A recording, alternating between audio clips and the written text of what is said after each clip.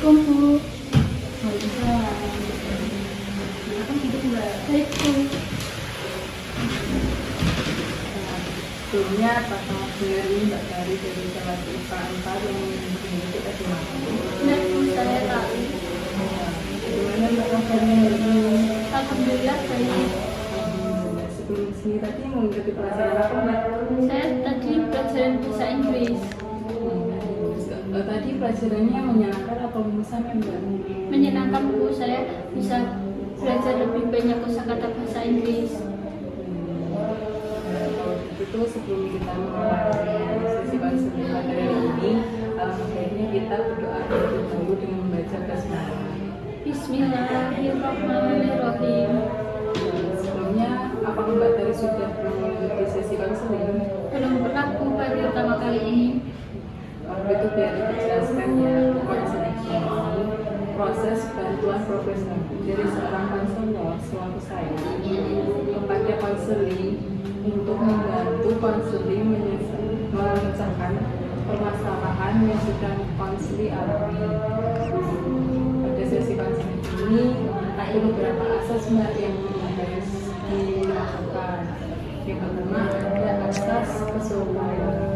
Gimana Mbak? Jadi tadi kan di sini datang secara sukarela tanpa ada paksaan ibu ya. Yang kedua ada asas keadaan. Gimana Mbak Tari jangan khawatir, jangan risau kalau permasalahan yang Mbak Tari alami akan bocor ke luar negeri.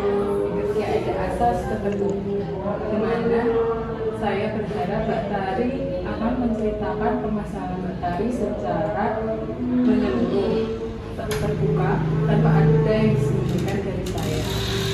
Apakah bagaimana Mbak? Aku sudah paham? Saya sudah paham Bu. Baik. Sekarang sebelum Mbak Tari menceritakan permasalahannya, kita batasi waktu dulu ya Mbak. Untuk sesi konseling ini nanti 30 sampai 40 menit, apakah sudah cukup Mbak? Saya rasa cukup Bu dengan waktu itu. Misalnya pada pertemuan konseling ini kita belum bisa menyelesaikan permasalahan yang Mbak Tari alami, apakah Mbak Tari setuju kalau akan diadakan pertemuan selanjutnya? Saya rasa setuju Bu. Baik, sekarang coba Mbak Tari jelaskan, ceritakan bagaimana permasalahan apa yang sedang Mbak Tari alami. Jadi gini Bu, saya itu merasa sulit berkonsentrasi dan saya itu sering tertinggal pembelajaran pada teman-teman. Terus saya itu merasa insecure, merasa tertekan kalau saya itu jauh tertinggal sama teman-teman. Baik, Mbak Tari ini merasa sulit konsentrasi, merasa tertinggal dari teman-teman, sehingga menyebabkan Mbak Tari itu merasa insecure, tertekan. Apakah betul Mbak? Ya Bu, seperti itu. Sudah berapa lama Mbak Tari mengalami hal tersebut? Saya rasa itu sudah 1 minggu akhir ini Bu. Baik, Ibu memahami bagaimana perasaan Mbak Tari. Lalu apa yang membuat Mbak Tari ini berpikiran terus-menerus? Saya itu merasa tertekan, merasa tertinggal pelajarannya jauh. Jadi saya itu merasa insecure. Baik, jadi setelah mendengarkan permasalahan Mbak Tari melakukan tadi, Mbak Tari ini mengalami depresi. Nah, apa yang membuat Mbak Tari, apa yang akan Mbak lakukan untuk meminimalisir depresi yang sedang Mbak alami? Saya pikir saya harus berpikir positif, harus percaya diri agar saya tidak depresi. Ya, kalau begitu kita akan menentukan tujuan konseling pada kali ini ya Mbak. Jadi tujuan konseling pada kali ini itu untuk meningkatkan konsentrasi Mbak Tari dalam pelajaran.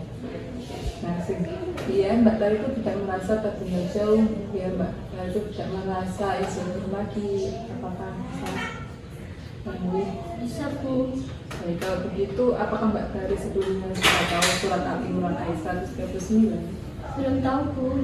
Jadi pada surat Al-Imran ayat 139 yang berbunyi wala tahinu wala tahzanu wa antumul a'lana in kuntum mu'minin, yang artinya dan janganlah kamu merasa lemah Dan jangan pula bersedih hati, sebab kamu paling tinggi derajatnya jika kamu orang yang beriman. Dari ayat tersebut menjelaskan mengenai kita itu dilarang untuk merasa insecure, merasa rendah diri, seperti itu, karena di mata Allah kita memiliki derajat yang sama. Setelah mendengarkan penjelasan mengenai ayat tersebut, apa yang Mbak Tari dapatkan? Jadi saya itu tidak boleh insecure, saya harus percaya diri, dan saya juga harus berusaha untuk berkonsentrasi agar tidak tertinggal oleh teman-teman. Kalau begitu kita selanjutnya saya akan menggunakan teknik CBT. Nah, CBT ini atau Cognitive Behavioral Therapy, teknik yang digunakan untuk mengubah pola perilaku yang negatif menjadi ke positif. Selain CBT, saya akan menggunakan teknik self-presentasi, di mana teknik ini digunakan untuk menampilkan diri setiap individu untuk mencapai citra diri masing-masing individu.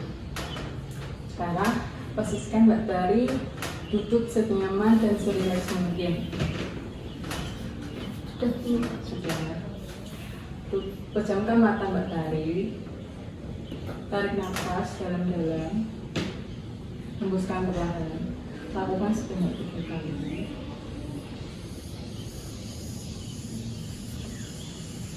Coba Mbak Tari bayangkan kalau Mbak Tari itu sudah bisa berkonsentrasi, sudah tidak merasa tertinggal jauh dari teman-teman.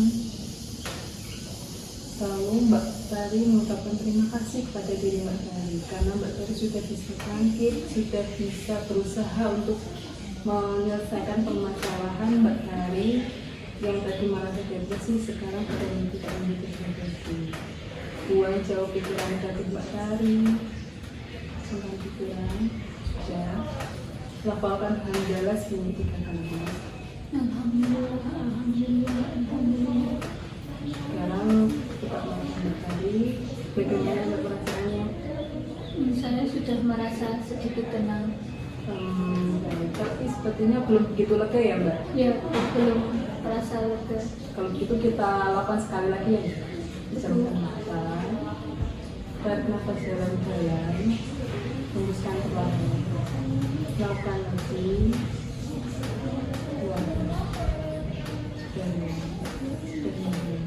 Kosongkan pikiran, buang pikiran negatif Mbak Tari jauh-jauh. Lakukan hamdalah sebanyak 3 kali. Alhamdulillah, alhamdulillah, alhamdulillah. Sekarang sama-sama Mbak Tari. Sekarang bagaimana Mbak perasaannya? Saya sudah merasa lebih tenang dan lebih baik dari sebelumnya. Alhamdulillah, berarti sudah ada kemajuan yang cukup bagus ya Mbak? Alhamdulillah sudah Bu. Nah, apakah masih ada yang mengganjal? Tidak Bu, saya sudah merasa percaya diri, sudah merasa tidak tertekan. Karena waktu juga sudah menunjukkan mau habis, saya rasa kita cukupkan pada sesi hari ini dengan membaca hamdalah bersama-sama. Alhamdulillahirabbil alamin. Saya rasa sudah Bu dalam konseling ini. Saya pamit dulu ya Bu. Terima kasih Ibu sudah meluangkan waktu untuk saya. Iya Mbak, sama-sama. Terima kasih Bu. Ya.